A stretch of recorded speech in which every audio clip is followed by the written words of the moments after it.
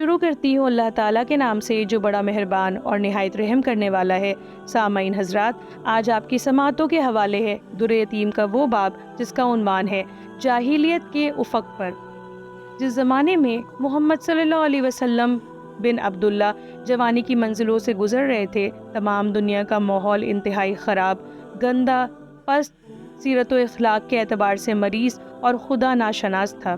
بھارت ورش جہاں کبھی گیان دھیان اور ویدانت کے سندر دیپک جلتے تھے، سانپوں، برگد اور پیپل کے خداؤں کی پوجا ہوتی تھی، چین کنفیوشیس کے فلسفہ اوہام میں الجھا ہوا تھا، مصر و یونان میں دیویاں اور عقول اشرا خدا کے شریک کار سمجھے جاتے تھے، اور سارا مغرب انتہائی جہالت بلکہ نیم حیوانیت کے عالم میں زندگی بسر کر رہا تھا۔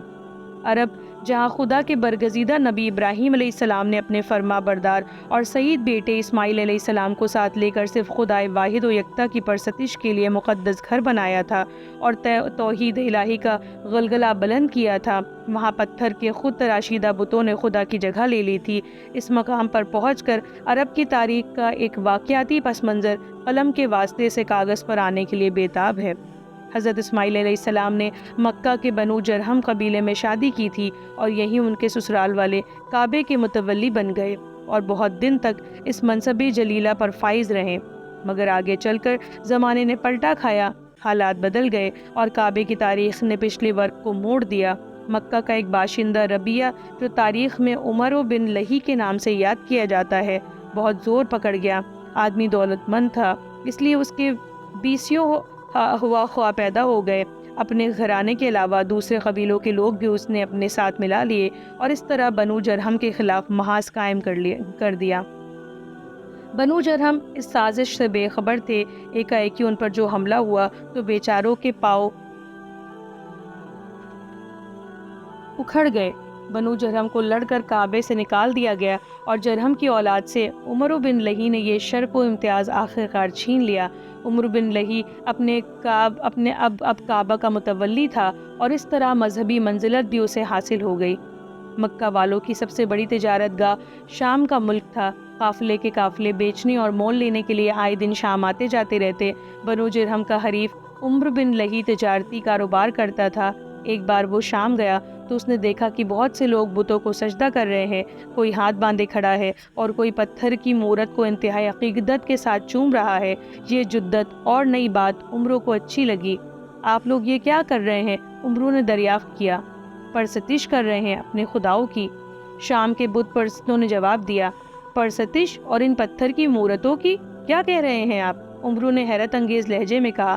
ہمارے معبودوں اور حاجت رواؤں کو پتھر کی مورت کہہ کر تحقیر نہ کرو، ان لوگوں نے جواب دیا۔ اس پرستش سے تمہیں کیا نفع ملتا ہے؟ عمرو بن لہی نے پوچھا۔ یہ داستان بہت لمبی ہے، اس کے لیے فرصت کی ضرورت ہے۔ مختصر یہ کہ ہمارے یہ معبود آڑے وقت میں ہمارے کام آتے ہیں۔ دشمن سے جو خونریز جنگ ہوئی ہے، ہم نے ان کو پکارا اور ان کی دہائی دی، بس آن کی آن میں لڑائی کا نقشہ بدل گیا اور فتح و نصرت کا سہرا ہمارے سر رہا۔ انہی کی برکت سے مے برستا ہے اور قحط دور ہو جاتا ہے، یہ بیماروں کو شفا دیتے ہیں۔ اور شام کے بت پرستوں کی بات کاٹ کر عمرو انتہائی بےتابی کے ساتھ بولا، تو صاحبو، ان میں سے دو چار معبود مجھے بھی عنایت فرما دیجئے۔ ہمارے ملک میں آئے دن قحط پڑتا رہتا ہے اور دشمنوں سے لڑائیاں ہوتی رہتی ہیں۔ میں مکہ میں شدید وبا چھوڑ کر آیا ہوں، آپ کی اس مہربانی سے ہمارا بھلا ہو جائے گا۔ عمرو بن لہی کی درخواست پر اہل شام نے چند بت اسے دے دیے۔ اہل مکہ اب تک بت پرستی سے قطعاً نہ آشنا تھے، ان کے کانوں میں تو صدائے نغمہ توحید گونجتا رہا، مگر عمرو بن لہی نے شام سے واپس جا کر پروپیگنڈا کیا۔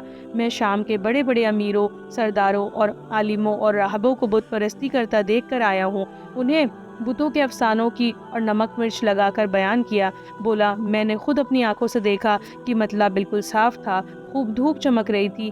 جتنے میں شام کے ایک سردار نے بت کے سامنے سجدہ کر کے پانی برسنے کے لیے دعا کی اور بس اتنی سی دیر میں کہ اس کا سر سجدے سے اٹھا، دھواں دھار بارش ہونے لگی۔ اہل مکہ ایک دوسرے کو دیکھ کر مسکراتے ہیں کہ عمرو بن لہی ہماری پریشانیوں کا مداوا شام سے لے کر آیا ہے۔ میں بڑی منت سماجت کر کے یہ بت تم لوگوں کے لیے لایا ہوں، ان کی پرستش سے ہمارے دلدر دور ہو جائیں گے۔ اب ہم جب چاہیں گے آسمان سے می برس جایا کرے گا اور جس بات کی تمنا کریں گے پوری ہو کر رہے گی۔ جسمانی آرائش، تن کی راحت اور پیٹ پوجا کا لالچ بہت برا ہوتا ہے۔ اہل مکہ کے دل میں اس کی باتیں گھر کر گئیں اور مکہ میں بتوں کی پوجا شروع ہو گئی۔ مکہ تمام عرب کا مرکز تھا۔ حج کے موقع پر اکناف و اطراف کے لوگ وہاں آتے تھے۔ مکہ والوں کو بت پرستی کرتے دیکھ کر ان کو بھی ترغیب ہوئی اور اس طرح رفتہ رفتہ تمام قبائل عرب میں بت پرستی پھیل گئی، یہاں تک کہ خود خانہ کعبہ میں بت رکھ دیے گئے اور اس کی دیواروں پر تصویر بنا دی گئی۔ انسانی فطرت کی بہت بڑی کمزوری ہے کہ جدت اور بدعت کی طرف طبیعت بہت جلد مائل ہو جاتی ہے۔ حالانکہ بہت سی نئی چیزیں اور جدت ترازیاں انتہائی گمراہ کن اور انسانی معاشرت کے لیے سخت مضر بلکہ قاتل ہوتی ہیں۔ شرک جو پھیلنا شروع ہوا تو مکہ کا ایک ایک گھر بت خانہ بن گیا۔ نہ صرف قبیلہ اور خاندان بلکہ ہر شخص کا اپنا اپنا جدا بت تھا۔ تو ہم پرستی اور جہالت و نادانی کی انتہا ہے کہ سفر میں پتھروں کے بت ساتھ لے جانے میں چونکہ دقت ہوتی تھی، اس لیے بعض لوگ جو کہ ستو کی مورتیں بنا کر اپنے ساتھ رکھ لیتے انہیں پوچھتے اور جب ضرورت پیش آتی تو ستو کے بنے ہوئے خداؤں کو گھول کر پی جاتے۔ یمن میں کواکب پرستی کا زور تھا۔ حمیر کا قبیلہ سورج کی پرستش کرتا تھا، کنانا کا مہتاب خدا تھا اور اسی طرح دوسرے قبیلوں اور علاقوں میں عطارد اور زہرہ مشتری کی پوجا ہوتی تھی۔ کہانت، جھاڑ پھونک، ٹونے ٹوٹکوں اور جادو کی بھی خوب اشاعت تھی۔ دل و دماغ پر شرک پوری طرح چھایا ہوا تھا۔ خدا پرستی کے تصورات رخصت ہو چکے تھے۔ ورقہ بن نوفل جیسے دو چار اہل بصیرت اور خدا شناسوں کے سوا سارا عرب ہدایت کی روشنی سے یکسر محروم ہو گیا تھا۔ انسان کی سب سے بڑی بد نصیبی اور گراوٹ خدا ناشناسی اور اپنے خالق و معبود سے دوری اور بیگانگی ہے۔ یہ تو عرب کے مذہب اور معتقدات کا عالم تھا۔ اب رہے اخلاق تو ایک خدا شناس قوم جو آخرت کے محاسبہ اور عقوبت کے تصور سے یکسر عاری اور نابلد ہو، اس کو بد و اخلاق اور معصیت آلود ہونا ہی چاہیے۔ جہاں اس خیال پر زندگی کی بنیاد ہو کہ کھایا پیا، چین کے مزے اڑائے اور جب وقت آیا مر گئے، پھر نہ کوئی زندگی ہے اور نہ کسی قسم کی باز پرس، بس جو کچھ ہے یہی عالم کون و فساد اور دنیا رنگ و بو کی زندگی ہے۔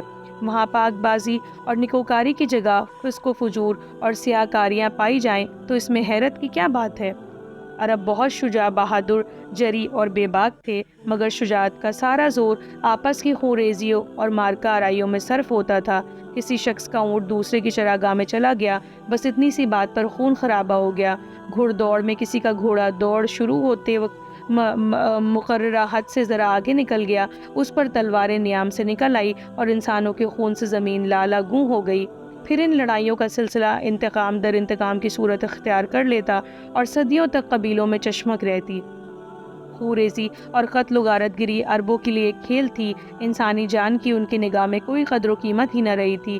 جیسے درختوں کی ڈالیاں اور گھاس کی پتیاں کاٹ دی اور مسل دی جاتی ہیں، بالکل اسی طرح وہ شقاوت پیشہ بھی ایک دوسرے کا گلا کاٹ کر کسی طرح کی پشیمانی اور ندامت و افسوس کا اظہار نہ کرتے تھے۔ انسانوں کے جسم ان کے نزدیک مٹی کے گھروندے تھے کہ جب چاہا توڑ پھوڑ ڈالا۔ شراب ان کی گھٹی میں پڑی تھی، شرابیں پی کر ناچتے گاتے بجاتے اور بدمستیاں کرتے۔ ساغر و مینا اور بادہ و شاہد ان کی زندگی بن گئے تھے۔ ان کے ایک مشہور شاعر کو جب قتل کی سزا تجویز ہوئی اور اس سے پوچھا گیا کہ تم کس طرح قتل ہونا چاہتے ہو، تو اس نے تمنا ظاہر کی کہ خوب شراب پی کر جب میں انتہائی مست و بے خود ہو جاؤں تو میری فستی تیز اور گہرے نشتر سے کھلوا دینا، یہاں تک کہ خون ٹپکتے ٹپکتے مجھ میں جان باقی نہ رہے۔ ان میں ایسے شقی القلب بھی تھے جو اپنے دشمنوں کو قتل کرنے کے بعد ان کی کھوپڑیوں میں مزے لے لے کر انتہائی فخر و غرور کے ساتھ شراب پیتے تھے۔ قمار بازی اہل عرب کا محبوب شغل تھا۔ لوٹ مار، چوری، بددیانتی، ہیلا گیری، وعدہ خلافی اور دروغ بانی کو وہ آرٹ سمجھتے تھے۔ ایک دوسرے کو دھوکہ دیتے، جھوٹی قسمیں کھاتے، عہد و پیما کرتے اور توڑ ڈالتے، قافلوں کو لوٹتے، یتیموں کا مال ناجائز طریقے سے دبا لیتے اور ستم بالائے ستم یہ کہ ان تمام برائیوں کے باوجود ان کا دعویٰ تھا کہ ساری دنیا میں بس وہی عزت و شرافت کے مالک ہیں۔ وہ غیور تھے مگر ان کی غیرت انتہائی شکاوت اور سنگ دلی کے سانچے میں ڈھل گئی تھی۔ لڑکی کا بہانہ ان کے نزدیک عار سمجھا جاتا تھا۔ قانون فطرت سے وہ اس طرح جنگ کرتے کہ لڑکیوں کو پیدا ہوتے ہی زمین میں دفن کر دیتے۔ سینکڑوں ہزاروں جانیں اسی جاہلانہ غیرت اور شکاوت کی بھیٹ چڑھ گئیں۔ مائیں اپنی لڑکیوں کو پیدا ہوتے ہی چھپانے کی کوشش کرتی، مگر یہ درندے ان کے دھڑکتے سینوں سے پھول سی بچیوں کو چھڑا کر زمین میں گاڑ دیتے۔ مامتا دیکھتی کی دیکھتی رہ جاتی۔ عربوں کے میلوں ٹھیلوں میں کھیل کود، تفریح، فحش کلامی اور عریاں شعر و شاعری کا مظاہرہ ہوتا۔ ان کی شاعری گویا اس زمانے کا ادب لطیف اور ترقی پسند ادب تھا۔ جنسی نفسیات کی شرمناک تفسیر، ہوسناکی کو ابھارنے والے خیالات، فحاشی اور عریانی کی ترجمانی، خلوت و تنہائی کی ان باتوں کا ذکر جو واقعیت کے باوجود اظہار کے قابل نہیں ہوتی، اور شرافت ایک لمحے کے لیے اسے برداشت نہیں کر سکتی۔ جو شعراء نسبتاً سنجیدہ تھے وہ اپنے قصیدوں میں نسل و نسب کے تفاخر کا ذکر کرتے، اور اس طرح قبائل میں حریفانہ جذبات کی آگ بجھنے نہ پاتی۔ ان کی رجز خوانی قبائلی عصبیت اور نسلی منافرت کو شعلہ سوزا بناتی، اور ان کی نظموں سے رقابت کے آتش فشاں سچ مچ آگ اگلنے لگتے۔ بدکاری اہل عرب میں عام تھی۔ ہوسناکی کے عملی اظہار میں انہوں نے عاد و سمود کو بھی پیچھے چھوڑ دیا۔ عورت ان کے پاس صرف تسکین ہوس کا ذریعہ تھی، چھپی ہوئی آشنائیوں سے لے کر کھلے ہوئے ناجائز تعلقات کی گرم بازاری تھی۔ سوتیلی مائیں تک ان کی ہوس رانیوں کی آماجگاہ تھیں، اور ان بے حیائیوں پر وہ شرمانے کے بجائے الٹا فخر کرتے۔ برائیاں ان کا مزاج اور جبلت بن چکی تھیں۔ ان کی جلوتیں اور خلوتیں فحشکاری سے معمور تھی۔ عصمت و عفت کی قدر و قیمت پہچاننے کی صلاحیت ہی ان میں باقی نہ رہی تھی۔ آدمی کے بھیس میں حیوان، درندے اور شیطان بھی۔ شیطان نے صرف ایک سجدے سے انکار کیا تھا، اور یہاں پر پوری زندگی انکار و الحاد اور عصیان و فجور میں بسر ہوتی تھی۔ بہت شکریہ، جلد ملتے ہیں ایک نئے باب کے ساتھ۔ تب تک کے لیے سنتے رہیے، خوش رہیے، پیار